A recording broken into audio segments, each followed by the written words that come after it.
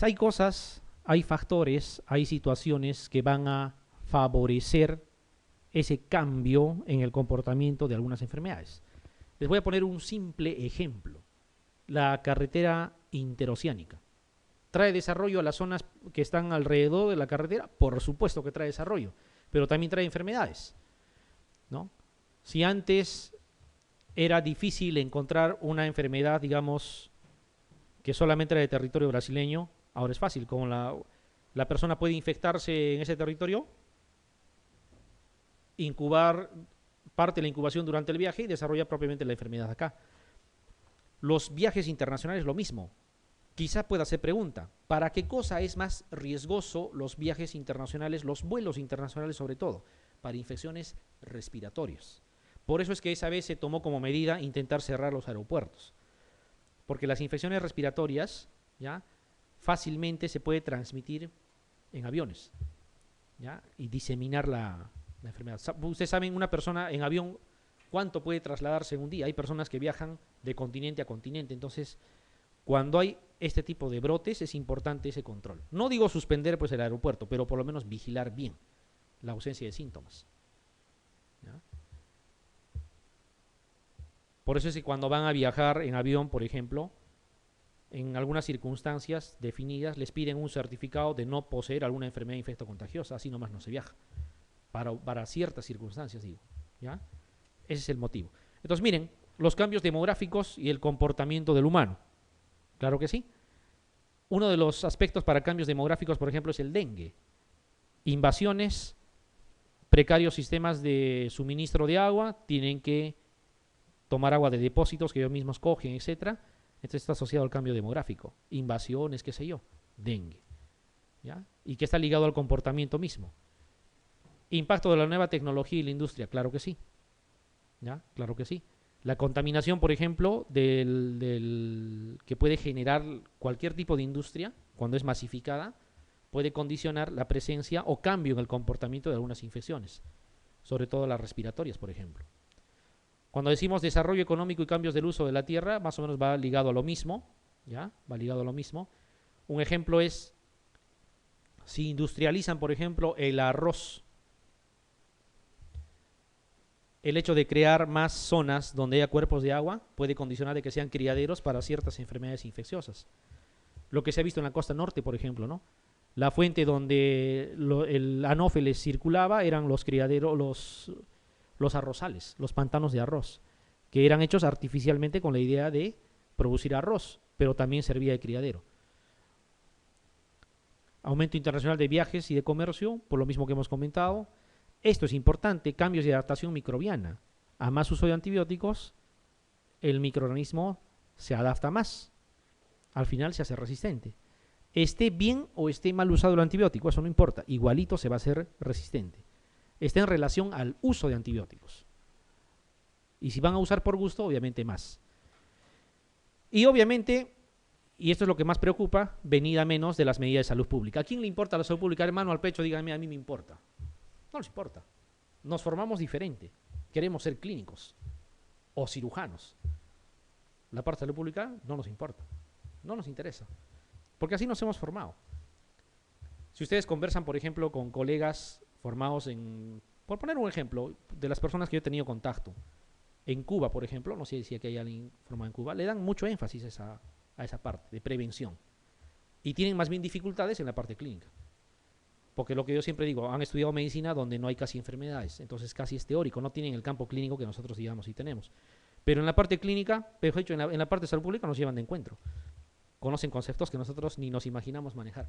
Y nosotros a lo revés, ¿no es cierto? Yo creo que es cuestión también de formación. Pero esto de que venida menos de las medidas de salud pública es real. Es real. ¿Ya? Nosotros nos formamos y la mayoría de las escuelas de medicina forman con la idea de sacar clínicos o cirujanos. Casi la parte preventiva no la tomamos en cuenta. Y cuando se desarrollan los cursos, son los cursos más aburridos, los que están de relleno, los que no nos gusta llevar, porque es así. ¿Ya? Y las consecuencias son, ya están, miren, en la lista de digamos, las cosas que están ocasionando como cambio en las patologías. Emergencia por resistencia bacteriana. Para nadie es novedad que la tuberculosis ha tenido un cambio. ya no están los drogosensibles, ya empezaron a ver los drogoresistentes cuando son resistentes a cualquier droga, drogoresistente en general. Decimos multidrogoresistente cuando es resistente al núcleo básico, o sea, isoniazida y rifampicina. No interesa si más, pero por lo menos los dos es multidrogoresistente. Ese concepto fue pregunta de examen el examen pasado. ¿Ya? Multidrogoresistente es isoniazida más rifampicina. No interesa si más, pero por lo menos isoniazida y rifampicina juntos. Si no, no es multidrogoresistente. O MDR. XDR, ¿qué cosa es? Es a ese núcleo básico más aminoglucósido más quinolona. ¿Ya? Aminoglucósido y quinolona. Casi se sopla todo. Ya no hay mucho para utilizar. Y luego viene el famoso TDR, ¿no? O sea, totalmente drogoresistente. No existe fármaco inventado por el humano que pueda servir. Hay casos de esos ya. ¿Qué se hace ahí? Hay que colapsar el segmento afectado. ¿Quién lo va a hacer? A ver, díganle al cirujano que entre. ¿No? Es un problema. En las bacterias, en los gram positivos, más que todo quiero que se acuerden del estafilococo, ya sea el aureus o los coagulasa negativo. Como han visto, en la mayoría de las patologías está cobrando importancia cada vez más el estafilococo dentro de los gram positivos. Estafilococo, casi para todo. ¿Ya? Ahora se considera una ITS incluso, el estafilococo. Se puede transmitir por vía sexual, el estafilococo. ¿Ya? Incluso ese estafilococo meticilino resistente, o sea, el oxacilino resistente para nosotros, que solamente era intrahospitalario, ahora sabemos que existe en la comunidad, ¿no? Estafilococo meticilino resistente comunitario. ¿Ya? Tenemos en la comunidad. De las bacterias gram negativas, lo que más nos preocupa es esto de aquí, la presencia de este tipo de betalactamasas, las de espectro extendido. ¿Se acuerdan qué cosa era espectro extendido? Porque había espectro ampliado también, es otro tipo de betalactamasa. De espectro extendido es cuando te elimina o te hidroliza penicilinas, cefalosporinas de primera, segunda, tercera y cuarta. Eso es espectro extendido. Espectro ampliado, solamente penicilinas y cefalosporinas de primera y segunda. Ahí queda. ¿Ya? Es importante recordar esa diferencia. Pero quizá la bacteria más trascendente es la pseudomonas. La pseudomonas se ha hecho MDR también. Ya no existe fármacos para tratar pseudomonas. ¿Ya? Ahora último ha salido el doripenén. Es igualito casi al meropenén. No, es mucho más caro, pero no tiene mucha trascendencia. Y de los parásitos drogoresistentes, el que nos preocupa es la malaria por falciparum. Alguna vez, si ustedes recuerdan, no sé, ojalá lo recuerden, había un cuadro que les mostré en algún momento que no existe antimalárico al cual no se ha hecho resistente. Solo es cuestión de esperar, es cuestión de tiempo nada más. Tarde o temprano se hace resistente. ¿Ya? Entonces, más o menos ese es el panorama.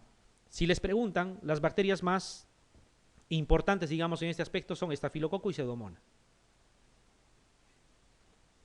Y que tienen que ver más con el ambiente intrahospitalario. Por eso les pueden preguntar, a nivel intrahospitalario, las bacterias, digamos, que más problema causan hoy en día es estafilococo y pseudomonas.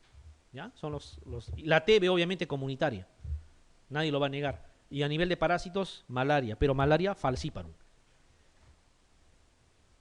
Antes se trataba con cloroquina, imagínense, pero ahora no funciona a veces la mifloquina, no funciona el artesunato, no funciona la quinina, o sea, se hace resistente prácticamente a todo.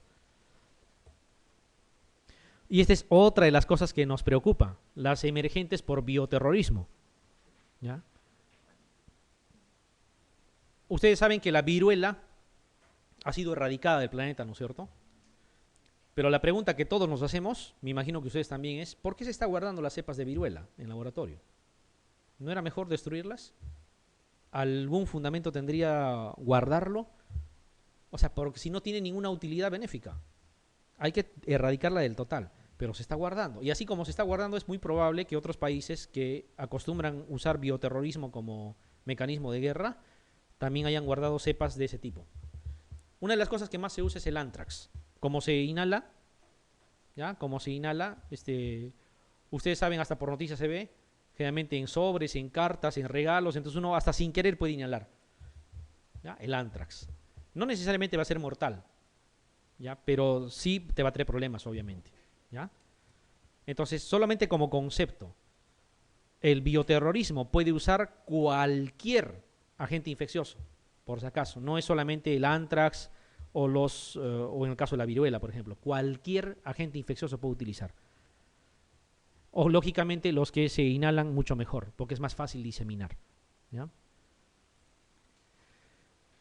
Y en inmunocomprometidos o en inmunosuprimidos hay muchas enfermedades que antes no se veía y ahora se ven cada vez más. Antes hablar de inmunosuprimidos eso era solamente VIH. Hoy en día inmunosuprimido hay toda una lista de inmunosuprimidos. Como la población cada vez tiene más tendencia senil, o sea, como de alguna manera mejoran las condiciones y la expectativa de vida mejora cada vez tenemos población con mayor expectativa de vida y el hecho de ser anciano ya significa ser inmunosuprimido también, ¿ya? Entonces, miren, hay todo un listado, ¿ya? Hay todo un listado. Algunas quizá de patrimonio de los VIH, como el Neocitis girovesi. Les decía, no es común pensar en neumonía por PCP en alguien que no tenga VIH, ¿ya? Estrongiloides. Estrongiloides antes solamente confinado a sitios donde la gente camina sin calzado, en zonas húmedas, tropicales de tipo amazónico, y por ahí podía ingresar, por fisuras en piel. Pero hoy en día se ve en personas que nunca han ido a esas zonas, pero que tienen, por ejemplo, HTLV1, que tienen diabetes en estadio avanzados, que no estén controlados, en pacientes con neoplasias, ¿ya? O sea, el ser inmunosuprimido ya es una población aparte, ¿ya? Bacterias, parásitos, virus que se manifiestan cada vez más frecuente. De las transmitidas por vectores que se consideran emergentes o reemergentes en nuestro medio, miren, la malaria que estaba casi controlada en algún momento, hoy en día vuelve a ser un problema. El dengue, todos los años, por lo menos hace unos 4 o 5 años, trae problemas muy serios. Y lo que es más en zonas donde siempre ha habido dengue. Cada año se muere gente en Iquitos, en Ucayali. Se mueren con dengue. Algo no están dando bien, ¿ya? Cambian los serotipos, están mutando los serotipos, ¿no? En nuestro medio todavía tenemos fiebre amarilla, la malaria que siempre va a estar ahí, la bartonela que no deja ese problema. A veces no es suficiente diagnosticar, ¿eh? O sea, a veces es tan agresiva la misma bacteria que así diagnostiques y trates igual se va a morir. Eso es lo peor. Y eso les digo a razón, en el caso de bartonela, por ejemplo, hace poquito, una semana, hemos tenido un caso en el hospital con todo el cuadro florido y que venía de una zona de bartonela. Le hemos iniciado de entrada el tratamiento agresivo para bartonela. A los 2 días recién se ha diagnosticado, se ha comprobado que era bartonela. Igual se ha muerto. 20 años. O sea, no debería morirse. Pero eso significa que hay cambios también. No hacemos estudios de resistencia en bartonela. A nadie le importa, ¿ya? Entonces, más o menos la cosa va por ahí. Chagas, ya saben que no es patrimonio de Arequipa. No confinen a ese territorio Chagas. Chagas hay en todo el Perú, ¿ya? Chagas hay en todo el Perú. Las arbovirosis que no se veían muy seguido, ahora se ven cada vez más, ¿ya? Dengue es una de ellas, fiebre amarilla es una de ellas, pero hay otras arbovirosis también. A ver, vamos a ver. Esto de aquí, ustedes lo ven, lo pueden de forma razonada contestar. Dice una de las siguientes, no se asocia a la reemergencia de enfermedades infectocontagiosas. Cambios demográficos, hemos visto que sí es una condición, ¿no? Hemos hablado del ejemplo de las invasiones, donde la gente tiene precarios sistemas de abastecimiento de agua y tiene que almacenar por su cuenta y ahí puede servir de reservorio, etc. Los cambios demográficos, sí. El desarrollo económico que va de la mano con lo otro, obviamente también sí. Hemos puesto incluso las carreteras que atraviesan varios países, que pueden traer viajes internacionales relacionados a lo anterior, también.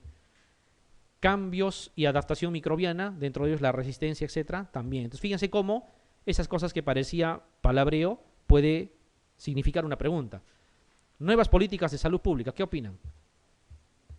Nada, ¿no es cierto? Más bien si hubiese nuevas políticas de salud pública, quizá más bien estaría en contra de la aparición de ese tipo de enfermedades. ¿Ya? Entonces la alternativa es la E. Esto sí pregunta. Esta. En el Perú la mayoría de las causas de muerte en la población general están asociados ¿a qué? Esta es una pregunta ENAN, pero igual vale, es el mismo jurado el que hace las pruebas. ¿Cuál es? No se olviden, ¿ah? No dudar, no pensar accidentes de tránsito ni cardiovasculares, que también tiene porcentaje más o menos importante, ¿no? Esta, las bacterias intrahospitalarias que mayor morbimortalidad ocasionan debido al desarrollo de resistencia antibiótica. Así les digan en Estados Unidos, en Inglaterra, en el mundo desarrollado, en todos sitios igual. ¿Cuáles son? Así es, pseudomona y estafilococo. ¿Ya? Pseudomona y estafilococo. En cualquier lugar, ¿ah? Son patologías que afectan preferentemente a la población de inmunosuprimidos, excepto, dice. Inmunosuprimidos. Herpes zóster sí es sinónimo de inmunosupresión. Neurocriptococosis. Ya saben, criptococo, hemos dicho todo el mundo está infectado, pero neurocriptococosis significa hacer una meningitis por criptococo reactivando. Para eso hay que estar inmunosuprimido. Ejemplo, VIH con menos de 100 CD4. Estrongiloides, también, ¿no es cierto? Sobre todo HTLV1. Sarna noruega, también. También en los HTLV1. TBC pulmonar, no necesito estar inmunosuprimido. A cualquiera le puede dar, ¿o no? ¿Sí? Muy bien. Por eso que está en discusión, ustedes saben que la tuberculosis, ya sea pulmonar o extrapulmonar, se considera una enfermedad definitoria de SIDA. ¿Ya? Eso estaba bien cuando se planteó esa clasificación en 1993. En Europa no había casos de TB, entonces basta que tenga TB, había que pensar en SIDA. Pero la TB está tan diseminada hoy en día, bueno, en nuestro medio siempre ha sido así, que, no sé, habría que ponerlo en tela de juicio, que la TB defina SIDA. Porque TB no necesariamente, a veces ni siquiera necesitas tener una inmunosupresión, a cualquiera le puede dar TB. ¿Ya? Eso está un poquito en debate. Pero todo lo demás sí. A ver, ya hablemos de cosas puntuales, de lo que nos corresponde. Quizá no tengamos mucho banco de preguntas para esto, pero sí es importante que lo sepan. Dengue. ¿Por qué está hasta el año 2012? Porque el año 2013 todavía no ha acabado. ¿Ya? Hasta el año 2012. Dengue. Miren, todas las zonas donde hay dengue. ¿Ya?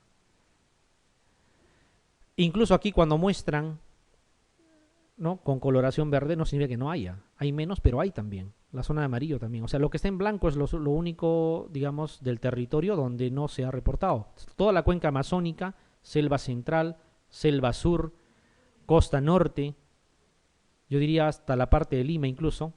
Quizá la costa sur un poquito se libra, pero gran parte del territorio nacional ha reportado dengue el año pasado. ¿Ya? Y la zona que ha tenido problemas, fundamentalmente, si hablamos de los 2 últimos años, ha iniciado en Loreto, en Iquitos. Y luego Ucayali, ¿no? Ucayali a finales del año pasado y a inicios de este año, ¿no? Ucayali. En ambos casos ha sido el mismo serotipo. Hay que acordarse, el serotipo 2. Saben que hay 4 serotipos. El serotipo 2, ¿ya? Serotipo 2, variante asiático-americana. Variante asiático-americana. Muy bien. ¿Qué más? Miren, 17 departamentos, ¿ya?, con casos autóctonos confirmados. Son fuente oficial, ¿eh? Eso es de la Dirección General de Epidemiología del Perú.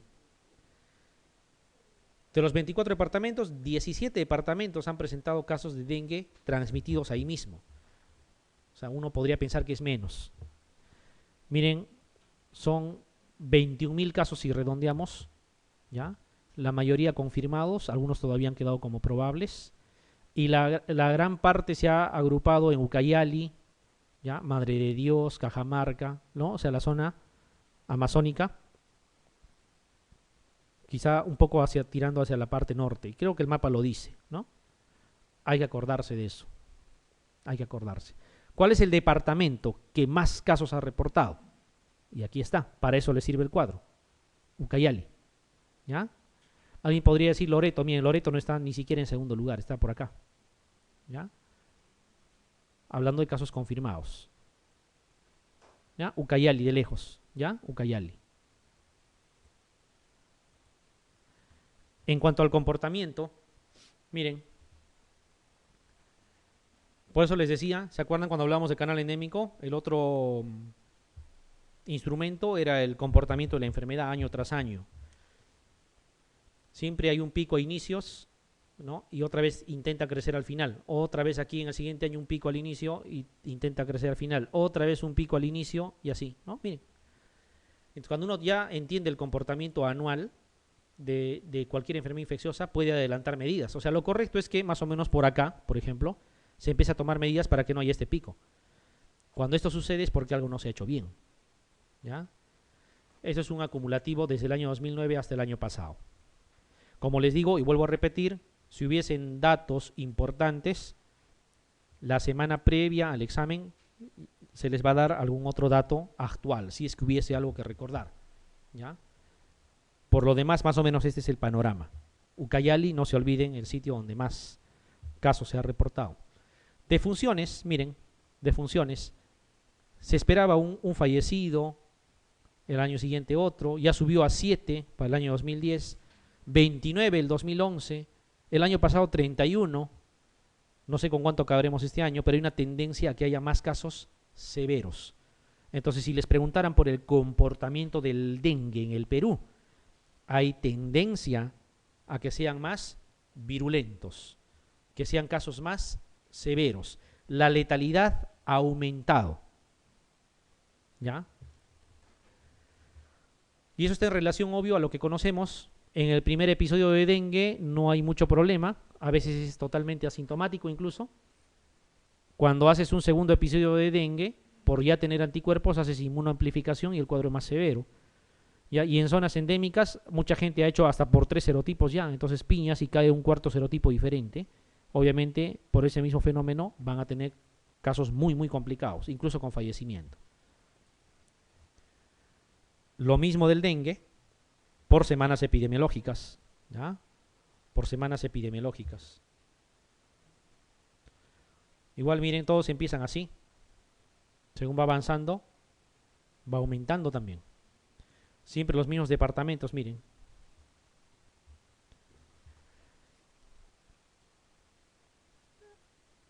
Ucayali, de lejos, cuando hay, al menos los últimos años, cuando hay casos de brote, miren, la cifra es mucho mayor a lo que se presenta en los otros departamentos, por mucho que también haya dengue.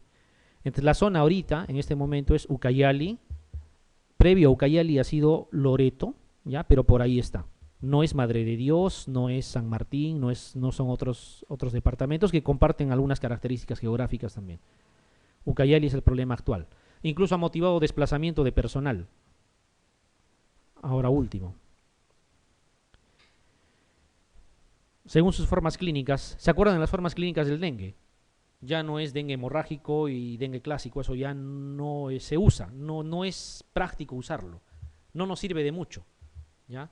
En cambio, el dengue con y sin signos de alarma, ese sí nos sirve, ¿ya?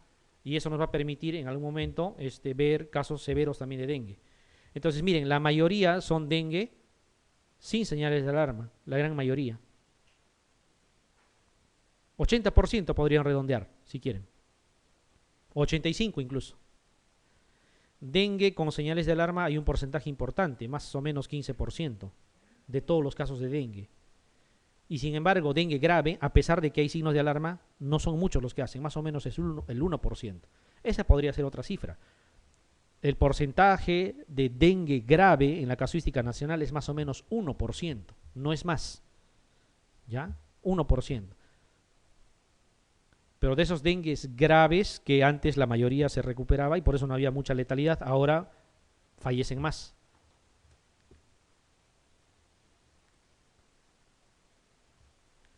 Hablando solamente de Ucayali, miren el comportamiento de Ucayali, y esto demuestra lo que estamos comentando.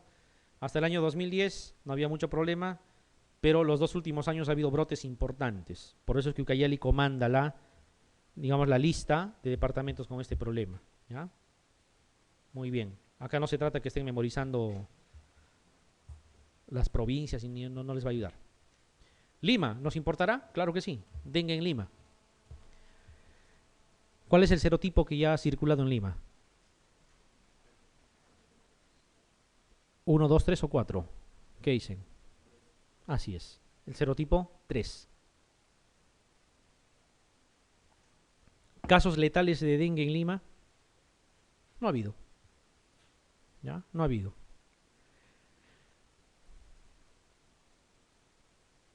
Pero miren, hubo un silencio el año 2011 y el año 2012 sí ya hubo presencia de casos. ¿Tenemos el vector en nuestro medio? Sí. Aedes sí tenemos. ¿Ya? Entonces cualquier rato puede haber. Y la zona donde se reporta con frecuencia de entrada es la zona de cono norte, Comas, Independencia. ¿Ya?